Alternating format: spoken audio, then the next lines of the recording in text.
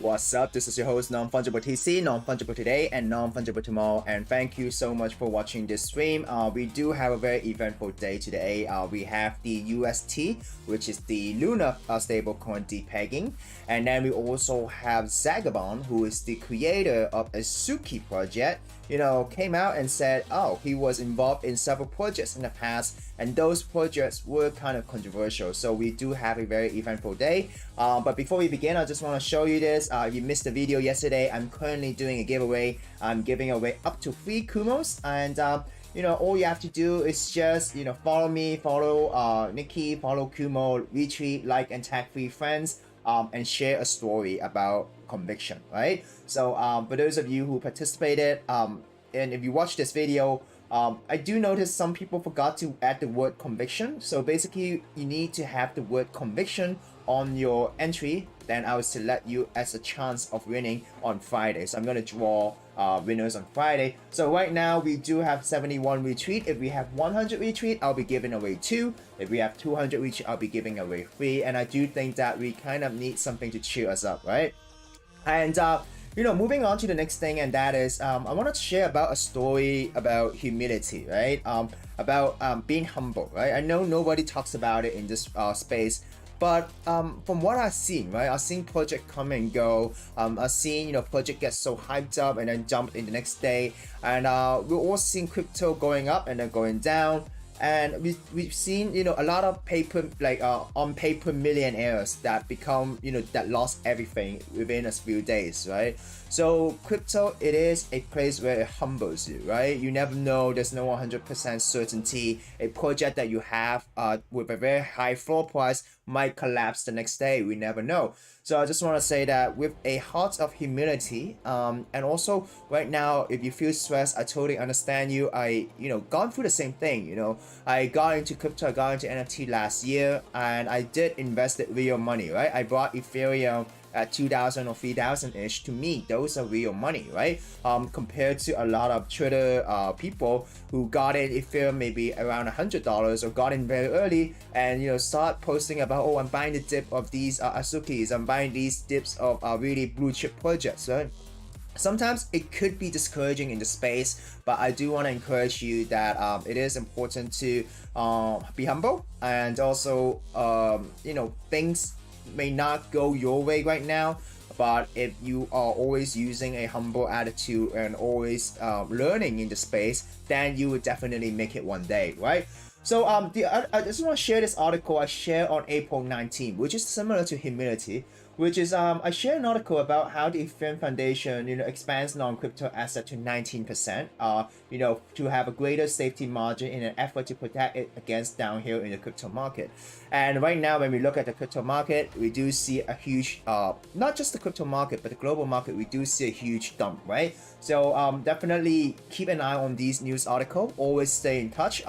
If you don't have time, watch my videos, or look at my tweet where I tweet these news out, right? And if you are being updated every day, you'll know maybe where the market is going, or maybe you'll start doing some precaution, right? If you watch this article, if even the Ethereum Foundation is taking 19% out of their portfolio in in stablecoin or maybe in fiat currency, maybe you should do the same and anticipate dumps and market downtime like this, right? So for those of you who are wondering, and also another story of humility is that if you look at the liquidation, right, in the past 24 hours, we have 329 million liquidation for Bitcoin itself, and then we have 282.96 million liquidation for Ethereum. And then we have 104 million liquidation for Luna, right? And Luna is our star for today, and I will share more about it. If you look at the global crypto market cap, we do see some green in terms of the 24 hours mark. We do see a capitulation candle going back up, but in general, the market is down pretty bad. If you look at the global market cap, it's now at 1.47 trillion, which is a 2.19% decrease, right? And you do see a lot of people trading, right? Either these people are selling or either people are buying the dip, because we do see a 90% increase in the last 24 hours in terms of the trading volume.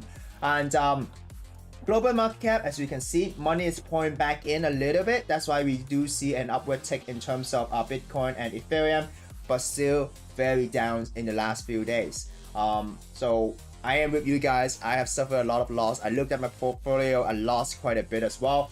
But there's two choices that you can do, right? If you do not feel comfortable at all, if you think the market will collapse to zero, what would you do, right? If you ask yourself, hey, I cannot tolerate this risk, I do have to put money on the table, then there's no harm selling for a loss, right? But then if that moment you decide to sell, when the market goes back up, just don't have any regrets, right?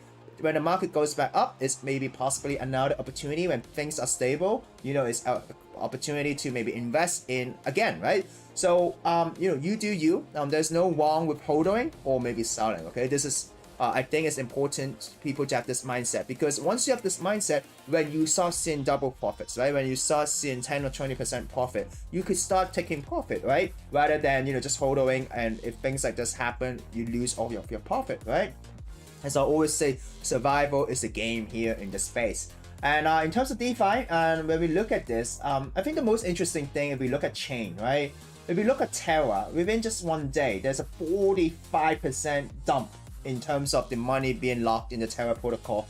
And this is actually relevant, the anchor protocol, right? Huge dump, 40-something-ish%. It's relevant to the UST depegging, right? If you look at the chains, in terms of 1 hour percentage change, the most change is Photon. So there are also other chains that are in green in terms of money flowing in. But if you look at, the huge dump ones were actually Terra, Secret, and Metis, right? And BSC as well. So overall market, people are leaving. People are no longer sticking to tokens.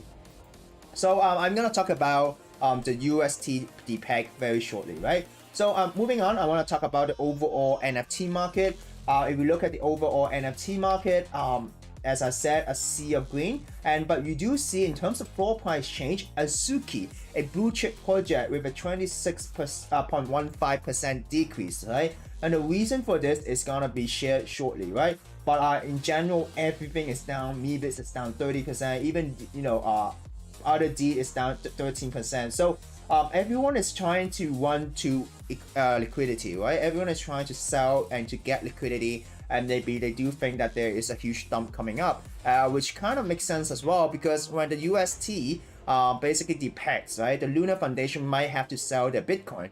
Once they sell the Bitcoin, it would affect the whole market in general, because when Bitcoin dumps, the whole market dumps with Bitcoin. So are we at the lowest yet?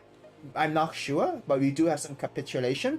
But always look at the market, and if you think the risk is too much, if it's too stressful, just sell, and then take a break, come back later when the market is more healthy, right? Because right now, crypto trader is toxic, maybe YouTube is toxic, TikTok is toxic, so it's everyone's game for themselves. So NFT market in terms of 24 hours, we have actually more buyers than sellers, which is interesting. In terms of market sentiment, according to NFT Go, it's kind of normal. And but then we do have people losses piling up. Yesterday this was a lower number. In terms of 24 hours market cap and volume, market cap has dropped by 0.08. It basically means that when the market cap drops, the overall money in NFTs or for Ethereum NFTs did drop, right? And but in terms of trading volume, people are trading more, maybe they're selling more. And in terms of holder and trader, we have more holders. People are forced to hold their bags. 2% traders, and actually more buyers, right? Which could be because of some projects like Azuki dumping to maybe almost at 10 Ethereum. People think it's a good time to finally get in, right? Smart money think it's a good time to get in, and they decide to buy, which resulted in this trading volume within the last 24 hours. So moving on, I want to talk about the Azuki incident. So why is everyone talking about Azuki, right? So what happened was that today, Zagabond, who is the founder of Azuki, published a blog post reviewing their involvement in past NFT project. The collection's floor plummeted, right? And if you look at this one, right? So this is basically IC tools. You would see that within the one day, right? Just within today, the collection were actually trading around 20-ish, 18-ish, right? The floor price, bam! Once he posted this article, it slumped to 10.5, and then now rebounding back up, but still we are trading at a floor price at around 16.3 ETH. So it's not back at its previous high of 20-ish Ethereum. So basically what happened, right? So a host of Twitter spaces said, oh, Azuki is dead, right? So the bold assertion, which is somewhat tongue-in-cheek, follows the release of a blog post from pseudo anonymous Azuki founder Sagabon, right? So he's kind of anonymous. He's an anonymous founder. And he shared today that his previous involvement in a few lackluster NFT projects that some label as rug pull, right? So, you know, what happened is that he shared that he was involved in the CryptoPunks, which is a CryptoPunk but reverse project, and then he was involved in something called Teddy's, involved in another project called CryptoZunks. And all of these projects kind of died down. Nobody was trading it. People were forced to hold the bags. And according to a lot of holders, the developer left and then you know, adjusted the royalties. So if there's any royalties, they pocket all the money, right? So according to this article, Azuki hasn't been great in months in terms of floor price, which kind of makes sense. And what is really interesting is that Zach, right? For those of you who have been in crypto Twitter, NFT Twitter, Zach is a guy who always call out when there are bad wrongdoers, right? When they are bad actors, right? So let's look at what Zach did, right? So basically what he said is that, so does Web3 equals to rugging free project in less than a year, right? So Sagabond posts his Medium blog over here about his past unsuccessful projects. Sagabond decided to tweet this, right? So too long did not read. Azuki founder Sagabond admitted to creating 3 rugs in the past year: CryptoPunks, Teddy's, CryptoZunks, right? And then he said incoming angry Azuki holders, and then those were a scam, right? For Teddy's, right? So if you look at this, right? Basically, some people brought it, right? What he said is that, bro, okay, talk to me through how you're seeing this. He launches an NFT collection, immediately ceases all activity post-launch, deletes all social media, and closes the Discord within a month of the mint. I was there, were you? We were literally left with this, right? So some other people are saying that you should check out the Teddy's Discord. Every once in a while, someone pops in there and asks how can they revive the project. No one has any idea how to access any of the project resources, or someone would probably do it. It's legit so sad.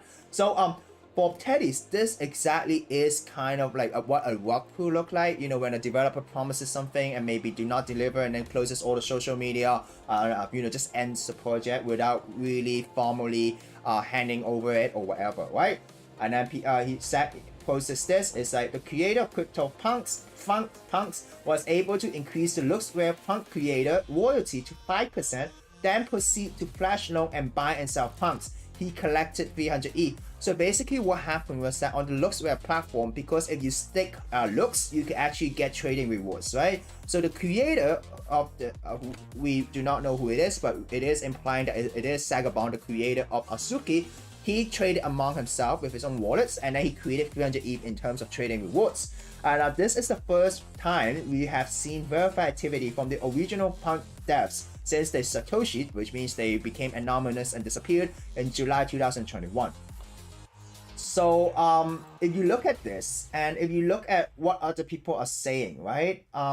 It is kind of sad because a lot of people were holding bags, right? A lot of people were holding bags of these projects, and there are some community members that are really passionate about this project and want to rebuild it, right? But Sagabond denied the rug pull accusations, you know, levied against the Teddy's and CryptoPunks and CryptoZunks.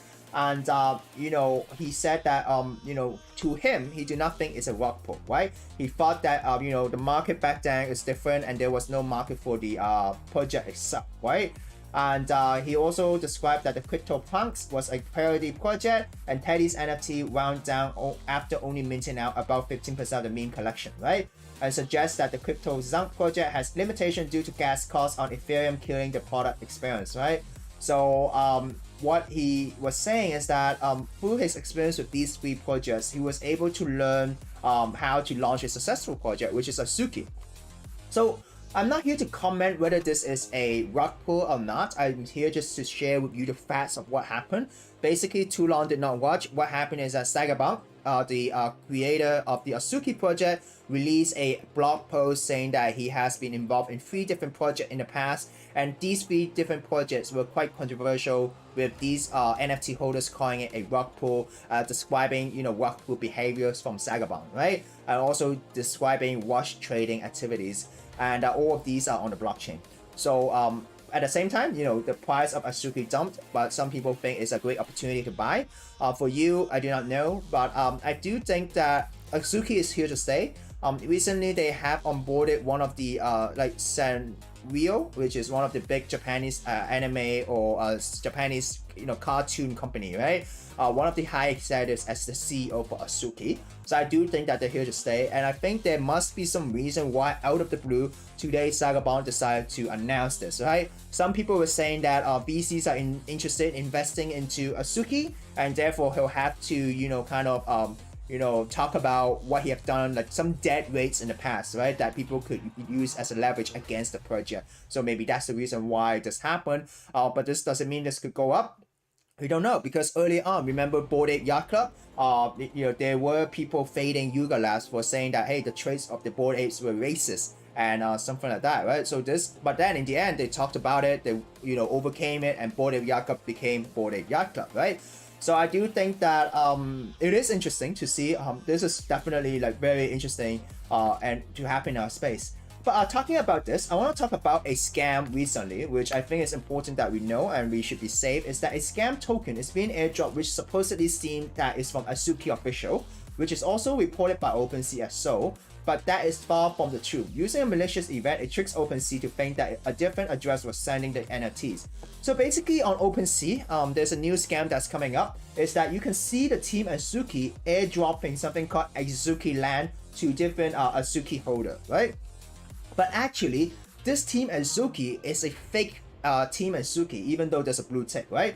What happened is that it is quite interesting, according to this analysis, is that basically a contract deployed by someone else emits an event that fakes the sender in the same way as phantom minting methods, right? So basically someone creates an event which is kind of transferring the NFT to a receiver, but then they fake the sender address as the Azuki official address. And for some reason, OpenSea was unable to identify this and to show up as, Azuki doing an airdrop, right? So always be careful, because if you look at the blockchain, the contract itself is not the Azuki contract, but is a scammer contract, right? So when sometimes you see these NFTs, or if you're looking at trading blue chip, like looking at Rails wallet and then, trade according to those Rails wallet, it's important for you to see some of these airdrops.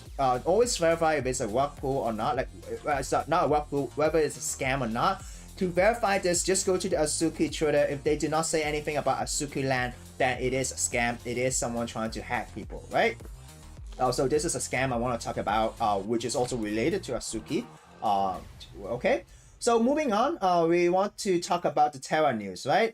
So today it was an eventful day, not only in NFT, which is the Azuki news, but also in Terra, in the crypto world. So I was talking about the depeg happening yesterday, right? So this further developed today. So what happened was that Terra stablecoin peg slips below $0.7 despite loan from Bitcoin reserves, right? So when we talk about UST, right? UST is an algorithmic stablecoin. A stablecoin basically is pegged to $1 US dollar, right? So if it dumps below $1 US dollar, that stablecoin is at a risk because your value of US dollar, a stable asset, is being devalued, right? So let us look at what happened.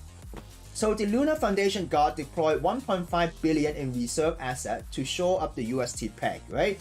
Nonetheless, the price of the stablecoin, which should be $1, continued to drop. So by buying, selling the Bitcoin or trying to put liquid into the fund, to the exchange, the trading pair, it was unable to keep the peg, right? So the depegging comes amid a market decline, right? So basically, Terra's UST, the third largest stablecoin by market cap, dropped to 0.69 in Monday's trading. So they almost dropped by around 40 something ish %, right? And at an all-time low according to CoinMarketCap. And this is true if you look at the Terra trading, right?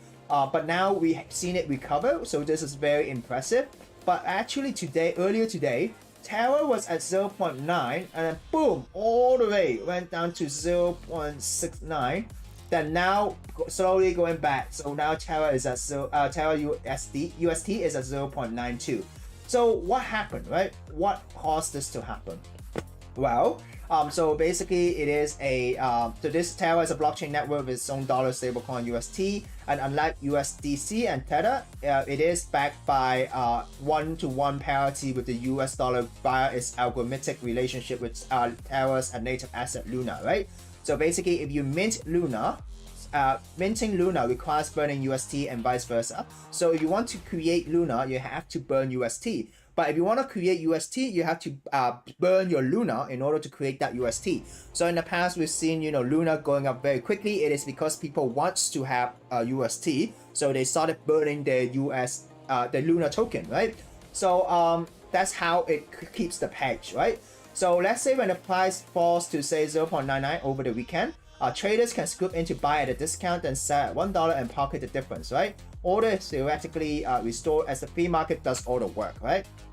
But the Luna Foundation God, co-founded by Terra's co-creator Do Kwon, wasn't so certain that would work given the larger crypto market meltdown that has been taking place over the last 5 days, which has seen the crypto market cap swing from 1.8 trillion to 1.4 trillion, right? So basically, over the weekend, it decided to make use of the backstop strategy it's been pursuing over the past few months.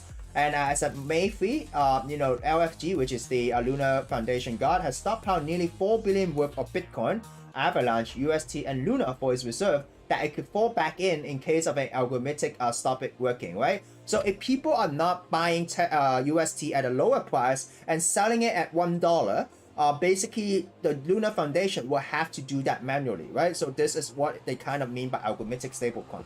So as the stablecoin peg slipped to 0.985 this weekend, it voted to lend out 750 million in Bitcoin and 750 million in UST to proactively defend the stability of the UST peg and broader Terra's economy, especially under volatility and the uncertainty of the macro conditions and legacy market, right? So the whole point of maintaining a reserve of Bitcoin and other cryptocurrency was for the precise this moment, right? But the solution hasn't made a difference yet. So my understanding is that because the whole market is dumping, right? What they're holding is dumping as well. They weren't able to quickly kind of supply liquidity to their peg, and therefore the peg keep going down, right? Because the whole market is going down at the same time, right? So therefore, once this goes down, what people are seeing, there is a lot of fear in the market, right? That's why earlier on when we talk about DeFi, almost 45% of money in Terra has exited in the Anchor protocol, right?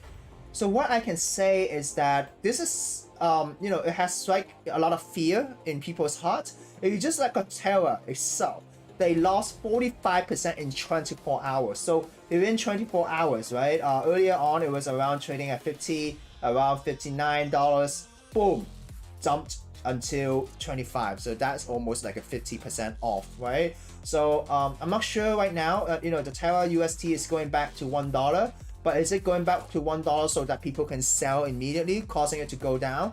Would it create systematic risk? Because Terra holds a lot of AVAX, they hold a lot of Bitcoin, and if this peg keeps going down, they have to selling. Would that affect the overall market, right? Because logically, it kind of makes sense. So if you're trading in this market, be careful. So finally, all of these news are kind of negative. So I want to share something positive, and this is actually Twitter's CEO, sharing about the upcoming Twitter integration with NFTs. So I want to share this, right? Creators are incredibly important to Instagram, but one of the challenging things that we need to solve as an industry is how to help creators make a living is that, doing what they because he love. wants to Right now, help there are a number of creators, different ways for monetize, creators right? to make money, So they're but a gonna lot do of them NFTs. are unpredictable and changing rapidly. Now, we think one really interesting opportunity for a subset of creators is NFTs, the idea of owning a unique digital item. So what we're starting with this week is the ability for creators. So I think and the interesting people takeaway to is that share look at NFTs the that they've interface, made or right? that In they the future, buy, NFTs either will in have the feed thing or in digital stories collectible or on in the messaging. image, and It's that will a show limited number you of which people to start, collection it and is there's a from, lot right? more functionality So that I we're think going this to is build very over time, exciting, and but we that wanted to start small if and Instagram learn is from the really community. supporting Now, I want to acknowledge Ethereum, upfront Polygon, that Solana, NFTs and Flow blockchain technologies and Web3 it's more gonna broadly are create all new about usage. So I distributing think trust, there is distributing power. going to be But a Instagram run-up in is a sense, fundamentally and a also since they're centralized having another platform. So there's a partnership with tension there. Polygon, maybe So one of the minting reasons the why we're NFTs, starting small is we want to make sure that we Polygon can learn from the maybe community. could do well. We want to make sure that we work out how to embrace those tenets of So distributed in this trust video, and basically the distributed CEO power, of despite the fact that we are, yes, a centralized platform. We do think Instagram one was of the saying unique that because they are a centralized platform, right? And they have to try to strike the balance between how to, make people how to make people who are familiar with Web2 be comfortable with embracing Web3 technology, which is NFT, right? So they're saying that, hey, we're gonna talk more about NFTs with the community. We're gonna see what they think, right? but I do think that this is a very exciting thing, and we also see the interface of the Instagram NFT. So exciting times ahead. Even the market is down. I feel you. Today is a story about humility. You know, a lot of people could have a lot of really expensive blue chip project, but one hack, right? One signing issue, like accident by signing something, could be the downfall of your whole portfolio. So it is always important to be humble. It is always important to learn. And that is why I'm here. I'm not an expert. I'm definitely not an expert, but I'm always here to share with you the latest update. And if I said something wrong, feel free to correct me. You know, comments below, you know, tag me, let me know. But I'm here to learn. I'm here to share information with you guys. And I hope that we could all learn together and to really understand this technology. So this is your host, Non-Fungible TC, signing out, and thank you for watching. Remember to like and subscribe, share this with your friends.